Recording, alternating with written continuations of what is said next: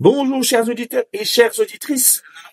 Aujourd'hui, lundi 1er septembre, pour Il était une fois, nous fêtons donc nous aussi notre grande rentrée, si je puis dire. Donc, courage à ceux qui reprennent aujourd'hui donc l'école, les cours ou même le travail. Cette semaine, frères et sœurs, nous allons donc commencer notre semaine.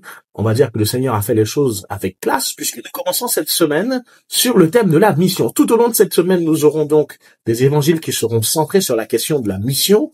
Et donc, aujourd'hui, frères et sœurs, nous allons méditer sur l'évangile selon saint Luc, que nous lirons toute la semaine. Commencerons par le chapitre 4, les versets 16-30. En ce temps-là, Jésus vint à Nazareth où il avait été élevé. Selon son habitude, il entra dans la synagogue le jour du sabbat, et il se leva pour faire la lecture. On lui remit le livre du prophète Isaïe. Il ouvrit le livre et trouva le passage où il est écrit « L'Esprit du Seigneur est sur moi, parce que le Seigneur m'a consacré par l'onction. Il m'a envoyé porter la bonne nouvelle aux pauvres, annoncer aux captifs leur libération, et aux aveugles qu'ils retrouveront la vue, remettre en liberté les opprimés, annoncer une année favorable accordée par le Seigneur. » Jésus referma le livre, le rendit aux servants et s'assit. Tous dans la synagogue avaient les yeux fixés sur lui.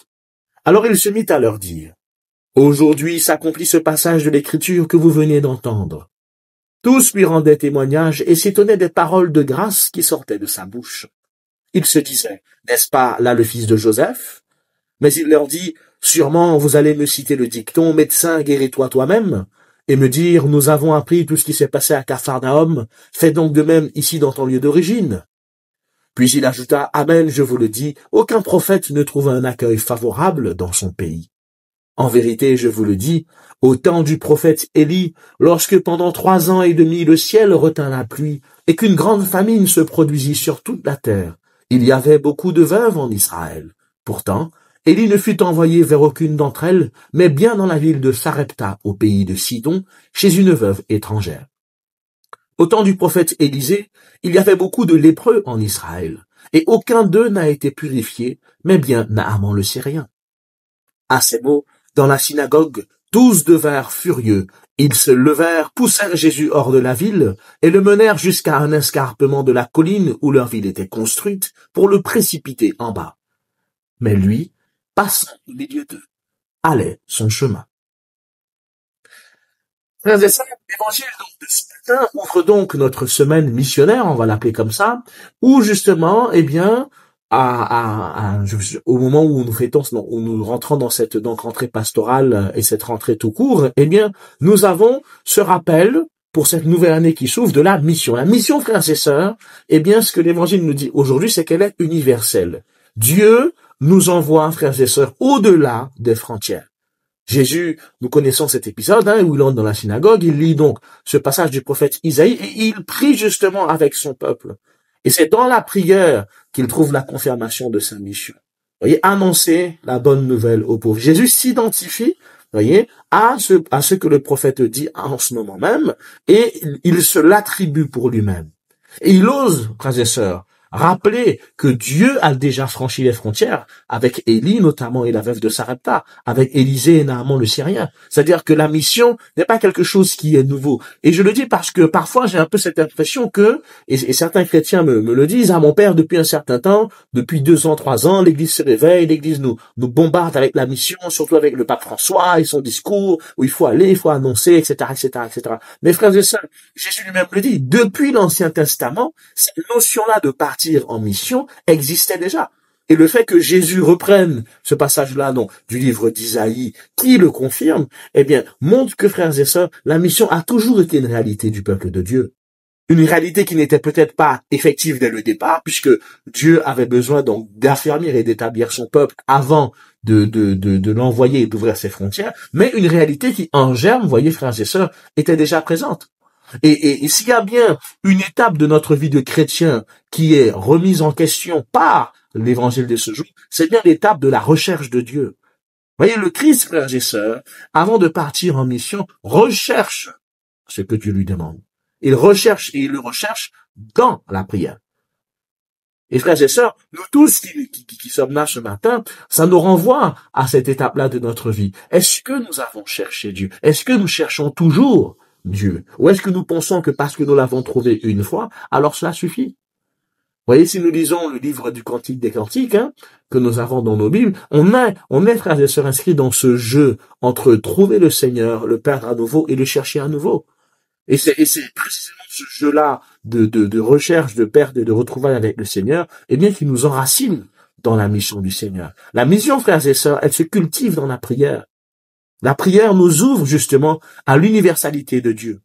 C'est dans la prière, frères et sœurs, que l'on peut voir où est-ce que on est appelé à être, où est-ce que l'on est appelé à demeurer. Pour autant, est-ce que cette étape de la prière, frères et sœurs, est une étape qui dans nos vies a été acquise? Est-ce que nous avons toujours cet esprit de rechercher Dieu, de le rechercher à l'intérieur de nous-mêmes, de le rechercher en nous-mêmes, de le chercher dans nos cœurs, frères et sœurs? Vous voyez, cette mission que Jésus va commencer, elle sera nourrie de la prière. Et nous l'avons, frères et sœurs. Nous avons ces détails-là quand on lira le reste de l'évangile. Nous pouvons particulièrement penser à Luc chapitre 6, donc dans 2 chapitres, lorsque, eh bien, Jésus partira pour prier. Luc chapitre 6, verset 12, en ce jour-là, Jésus s'en allait dans la montagne pour prier et il passa toute la nuit à prier Dieu. Vous voyez? Et quand il fit jour, il appela ses disciples. Dans la solitude au cœur même de l'activité missionnaire, frères et sœurs, bien avant le jour, le Christ se lève pour prier. Marc chapitre 1, verset 35. Nous avons ça aussi au moment des grandes décisions et des grandes révélations, où justement Jésus, eh bien, priait à l'écart. On nous dit, Luc chapitre 9, verset 18.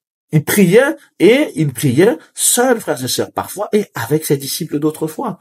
Et donc, vous voyez, c'est dans cette prière-là que le Seigneur va ouvrir sa mission. Et c'est dans cette prière-là qu'il va voir jusqu'où le Seigneur l'appelle. Jusqu'où Dieu, le Père, l'appelle. Et voyez, frères et sœurs, l'importance que ça a pour nous aujourd'hui. C'est dans la prière que nous pouvons aller voir jusqu'où Dieu veut nous envoyer. Et pas, est-ce que nous gardons Dieu chez nous? Est-ce que nous cultivons notre relation avec Dieu pour nous-mêmes? Nous sommes amenés, frères et sœurs, à faire découvrir Dieu aux autres.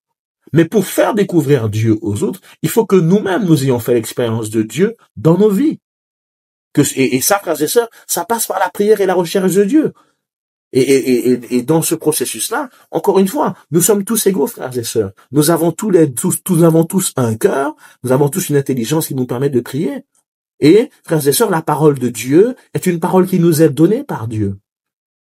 Et c'est en la lisant, c'est en nous nourrissant de cette parole-là, eh bien qu'on pourra, frères et sœurs, réellement apprendre à connaître qui est Dieu dans le fond des choses et surtout apprendre à le faire connaître, frères et sœurs.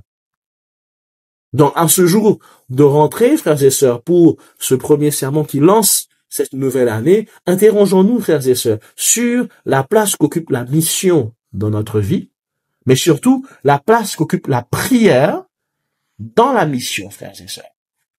Je sais que certains d'entre vous qui m'écoutez sont engagés dans X ou Y services au niveau des églises, au niveau des pastorales, au niveau des ci ou des ça. Frère, posez-vous la question de la prière. Est-ce que votre prière est une prière qui est là juste pour, entre guillemets, accompagner la mission quand il faut, en gros, avant de faire l'enseignement, on prie, avant de faire la soirée, on prie, ou est-ce que, au contraire, votre mission est réellement ancrée dans une prière et c'est par la prière que vous la nourrissez, par la prière que vous discernez les aspirations, par la prière que vous demandez au Seigneur les solutions, par la prière que vous demandez au Seigneur l'organisation. Parce que, frères et sœurs, les résultats ne sont pas les mêmes. Les résultats ne sont pas les mêmes. Parce que dans le premier cas, on est dans une mission qui est nourrie par nos propres projets, nos propres plans. Dans le deuxième cas, on est dans une mission qui est nourrie et guidée par Dieu. Et que je sache, frères et sœurs, la mission n'est pas la nôtre. Elle est la mission de Dieu. Alors nous devons nous atteler tous, autant que nous sommes, frères et sœurs, à entrer dans l'installation et la mise en place de la prière au cœur même de notre vie, comme étant le socle même de notre mission. Comme étant, si vous voulez, frères et sœurs, le moment où on prend les instructions, le moment qui nous sert de boussole pour savoir ce que l'on doit faire, ce que l'on doit dire, ce que l'on doit vivre, où est-ce qu'on doit aller, auprès de qui. C'est ça que la prière doit être dans notre vie, pas juste un truc que l'on fait avant de faire de grandes choses. Que le Seigneur nous bénisse et nous accompagne, voilà, qu'il bénisse cette nouvelle année qui s'ouvre pour nous, qu'elle soit une année féconde au niveau de la mission, au nom du Père et du Fils et du Saint-Esprit. Amen. Avant de vous quitter, frères et sœurs, une annonce qui concerne donc les jeunes. Vous l'avez déjà sûrement entendu, le jubilé des jeunes aura lieu samedi 6 septembre à 9h sur la place des Palmises. Tous les jeunes du collège jusqu'à 35 ans, ils sont attendus. Voilà, prenez une tenue de sport pour l'occasion, une tenue qui vous permet d'aller à la messe. N'oubliez pas aussi votre déjeuner, puisque le déjeuner sera tiré du sac, et venez vivre justement ce temps fort de prière pour tous les jeunes qui ont besoin justement de partir en mission, qui ont besoin d'entendre parler du Christ, qui ont besoin d'être consolés. Eh bien, rendez-vous samedi 6 septembre à 9 heures sur la place des Palmistes. Soyez bénis.